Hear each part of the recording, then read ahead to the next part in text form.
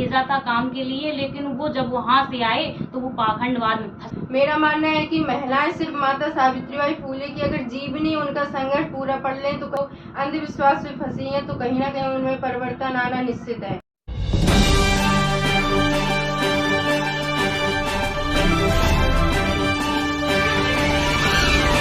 नमस्कार, mission news डीसीके में आप सभी दर्शकों का स्वागत है।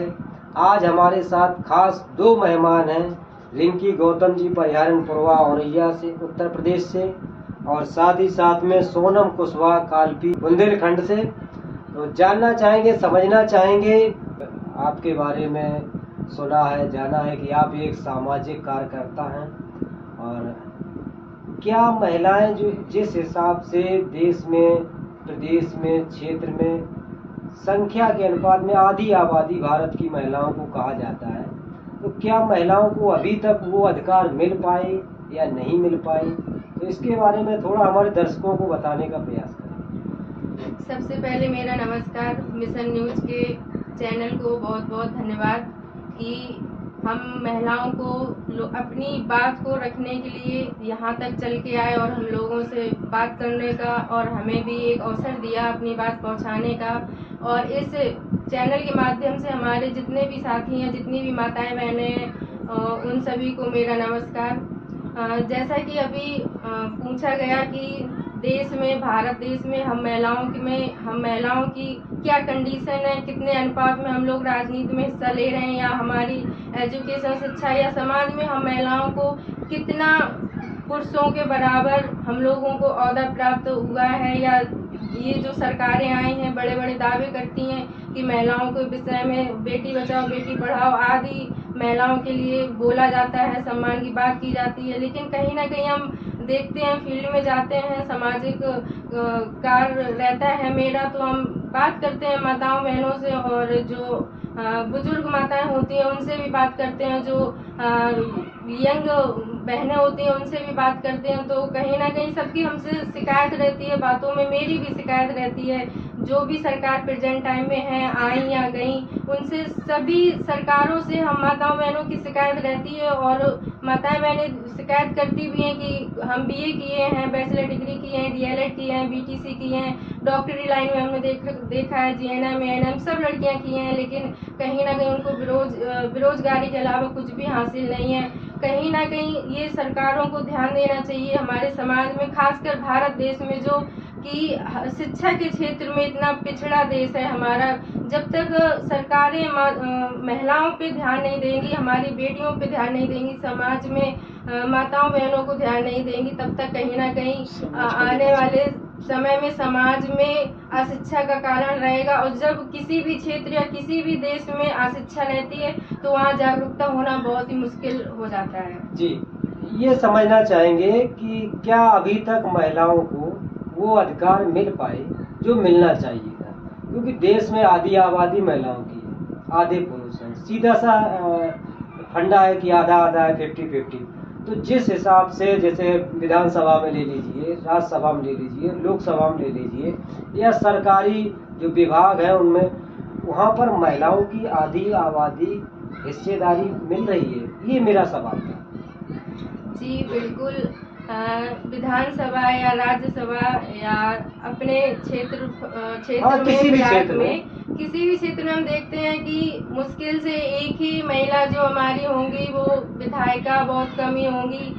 एक तो पुरुष वर्ग मतलब नथिंग है महिलाओं में राजनीति में हिस्सा, और क्योंकि उनको पढ़ाई दी ही नहीं जाती, शिक्षा दी ही नहीं जाती, शिक्षा नहीं दी जाएगी जब तक उन्हें राजनीति में आने का मौका ही नहीं मिलेगा। खासकर हमारे समाज में जो पुरुष वर्ग है वो महिलाओं को आज भी कमजोर समझता है, बल्कि हम महिलाओं को कमजोर नहीं, जो हमारे देश की प्रथम प्रधानमंत्री बनी थी, उन्होंने सबसे पहले कहा था कि ये मैं अगर प्रधानमंत्री बनी हूँ तो माता सावित्रीबाई फूले की देन है। और हमारे जो आपने सवाल किया कि हमारे विधानसभा में महिलाओं की, पुरुषों के अनुपात में महिलाओं की क्या हिस्सेदारी है, तो वो कहीं ना कहीं हमें नजर नहीं आती, क्योंकि हमारी जो शिक्षा होनी चाहिए, जो हमारे संस्कार होने चाहिए, और जो समाज में एक माहौल होता है पुरुषों के बराबर वो कहीं ना कहीं महिलाओं को नहीं देते हैं। और खासकर जो सरकारें हैं, और जो सरकार तो हम ही लोग बनाते हैं, आम पब्लिक ही बनाती है। उसका क्या कारण रहा होगा कि महिलाएं इतनी पिछड़ती चली गई,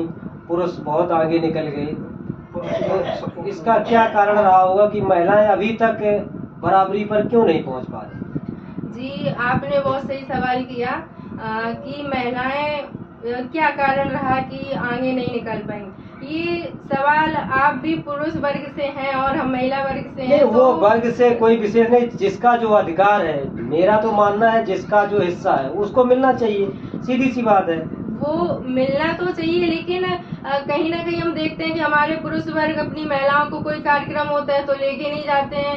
लड़कियों को कहते हैं क्या पढ़ोगी, इंटर कर लो, बीएससी कर लो, शादी हो जाएगी, बस इसके बाद काम खत्म। और ये जो लड़के होते हैं, भाई होते हैं, तो उनको ज्यादा पढ़ाते हैं। तो एक मेन कारण जो हम समझते हैं आम लोगों से, हमारे समाज से, हमारे क्षेत्र से कहीं ना कहीं जागरूकता न होने के कारण मुझे पहला पॉइंट आया है, तो यही सबसे बड़ा आया है कि हम महिलाओं को घर से ना निकलने की, कम शिक्षा लेने की, शादी कर लो, बच्चे संभालो, ये सबसे बड़ा कारण है कि महिलाओं को हिस्सेदारी नहीं मिल पा रही। तो इसमें हम आपको यहीं पर रोकना चाहेंगे। जिस तरह से आपने आरोप लगाया कि पुरुष जो है महिलाओं को आगे नहीं निकलने देते हैं, अगर एक घर में एक पुरुष है तो एक महिला भी है, तो क्या वो महिला जो माँ है बेटी की, वो उसको नहीं निकाल सकती, वो उसको आगे नहीं बढ़ा सकती? अगर पुरुष रोक रहा है तो माँ का भी तो बराबर का अधिकार है।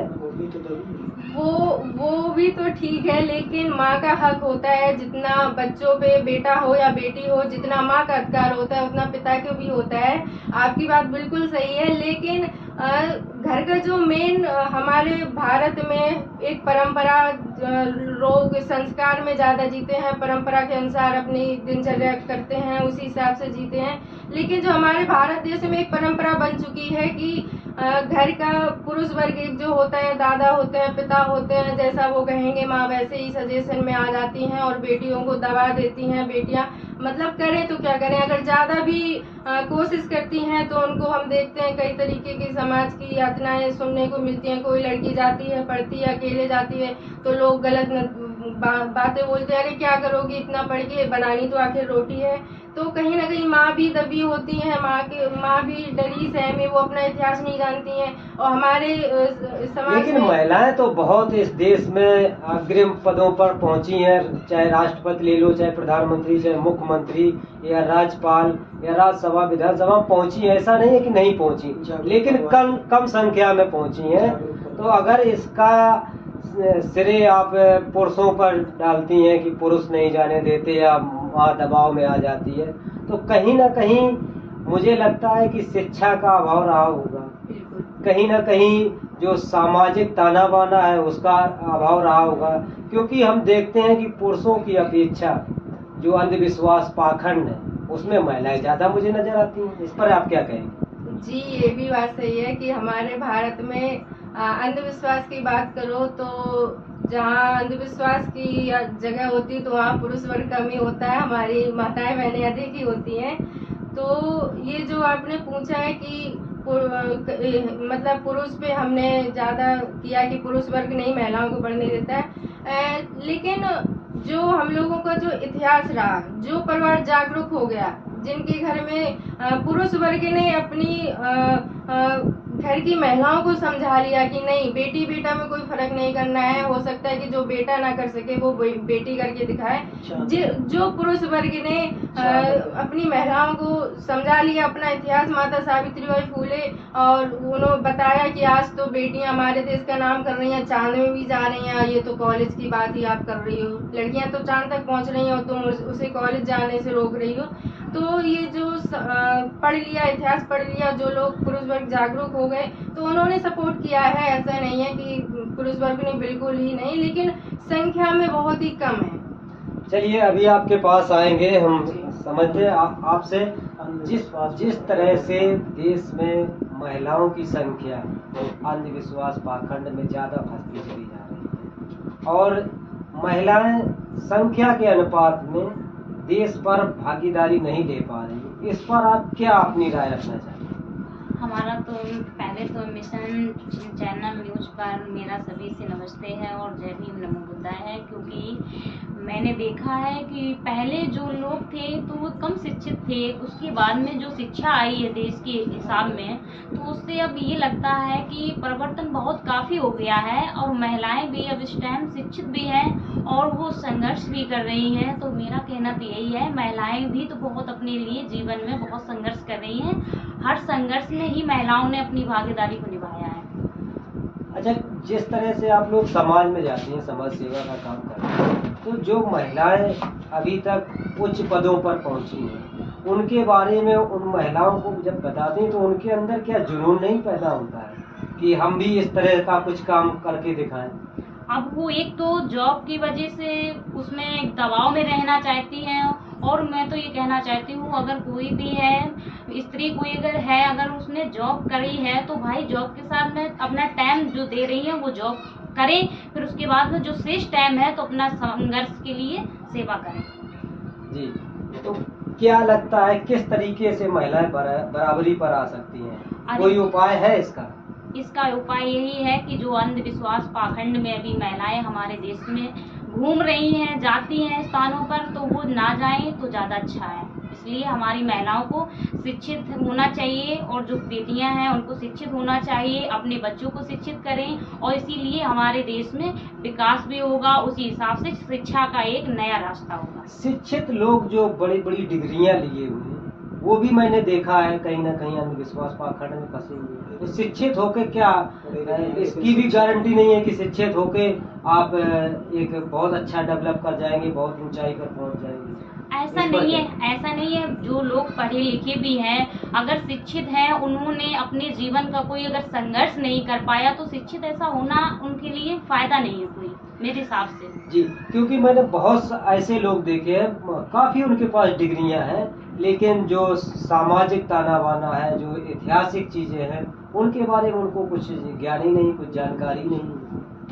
मैं तो यही कहना चाहती हूँ कि अपने इतिहास को पढ़ो और अपने इतिहास के पूर्वजों को पढ़ो। अपने पूर्वजों ने जो इतिहास को लिखा है वो एक सच्चे मार्ग को दिखाने का, दर्शाने का काम किया है। उसी अगर रास्ते पर आप चलोगे तो सक्सेस होते चले जाओगे। कहीं ना कहीं बाबा साहब ने भी कहा, आहत हुए, पीड़ित हुए कि मुझे धोखा अनपढ़ों ने नहीं दिया, पढ़े लिखे लोगों ने दिया। तो इस पर आप क्या कहना चाहेंगे? क्योंकि जब हम लोग शिक्षा की बात करते हैं तो शिक्षित करने की बात करते हैं, कहीं ना कहीं वही लोग जिनको मौका मिल जाता है वही समाज को नीचे दबाने का काम करते हैं।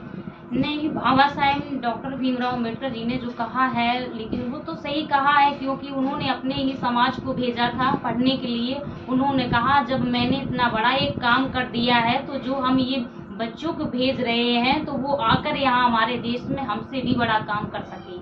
तो उन्होंने अपने ही स्तर से भेजा था काम के लिए, लेकिन वो जब वहाँ से आए तो वो पाखंडवाद में फंस गए। तो इस पाखंडवाद से सोनम जी आपसे समझना चाहेंगे, पाखंडवाद से लोग कैसे निकले?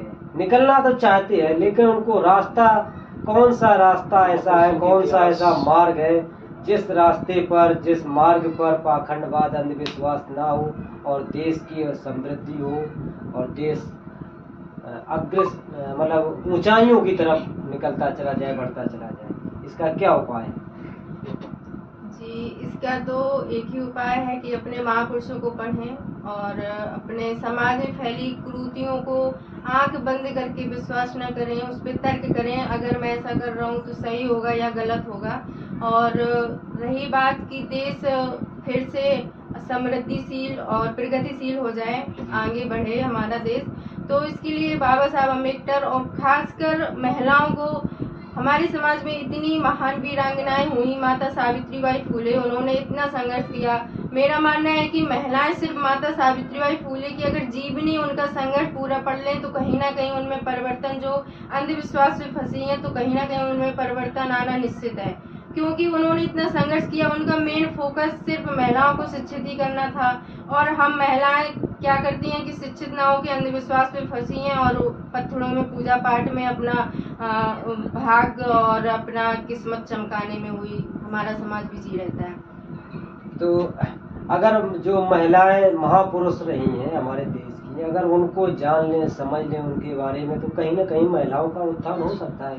जी बिल्कुल हो सकता है, क्योंकि उदा देवी पासी, उन्होंने जिस समय हमारा भारत देश अंग्रेजों का गुलाम था, उदा देवी पासी उन्होंने अकेले ही पूरा तो नहीं लेकिन अकेले ही युद्ध किया और 37 अंग्रेजों को एक पीपल के पेड़ पे खड़े होकर उन्हें मार गिराया। जब वो जो विदेशी था वो आए तो उन्होंने उन्हें सैल्यूट किया। मतलब ये हमारे देश के लिए एक गौरवशाली बात है और हमारे जो सरकारें हैं उनके लिए एक बहुत बड़ा मतलब झलकारी बाई उनके लिए बहुत बड़ा प्रमुख भी रहा कि उदा देवी पासी जो गौरवशाली हैं, महिलाओं के लिए बहुत ही गौरववर्धक है। अगर उन्हें पढ़ेंगी तो कहीं ना कहीं हम महिलाओं में ताकत, ऊर्जा और एक एनर्जी, नई एनर्जी बन के तैयार होगी कि एक जो हमारी महान देवी थी उदा देवी पासी, उन्होंने अंग्रेजों से गुलामी हम लोगों को आज़ाद कराया। तो कहीं ना कहीं अगर हमारी जो सरकारें भी जो होती हैं तो उनको भी ध्यान देने की ज़रूरत है कि हम देखते हैं कहीं माता सावित्रीबाई फुले को लोग नहीं जानते हैं। जो हम जैसी बहनें हैं जो पढ़े हैं, एमए की डिग्री की, अगर उनसे पूछो कि आपको शिक्षा का अधिकार किसने दिया, तो हमारी बहनों को नहीं पता किसने दिया। तो ये कहीं ना कहीं हम लोगों को, जिस तरह से अभी तक हम लोगों की जो चर्चा हुई उसके हिसाब से, या जो आने वाले समय में महिलाएं हैं उनको बहुत कम मतलब शब्दों में आप अपनी बात को रखिए। महिलाओं को क्या करना चाहिए ऐसा कि महिलाएं जो है पुरुषों के बराबर खड़ी हों?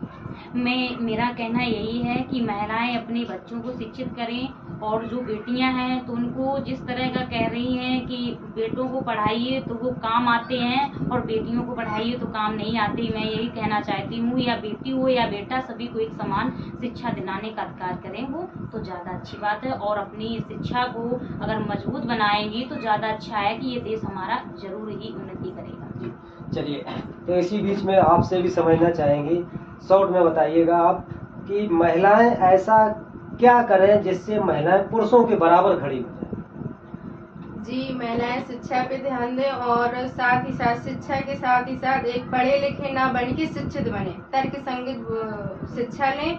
और साथ ही साथ खासकर महिलाएं अपनी जो समाज में वीरांगनाएं हुई हैं, झलकारी बाई, उदा देवी पासी, खासकर माता सावित्रीबाई फुले, इनको जरूर पढ़ें तो कहीं ना कहीं महिलाओं में परिवर्तन होगा।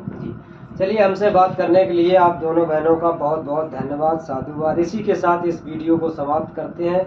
जय हिंद, जय भारत, जय सर।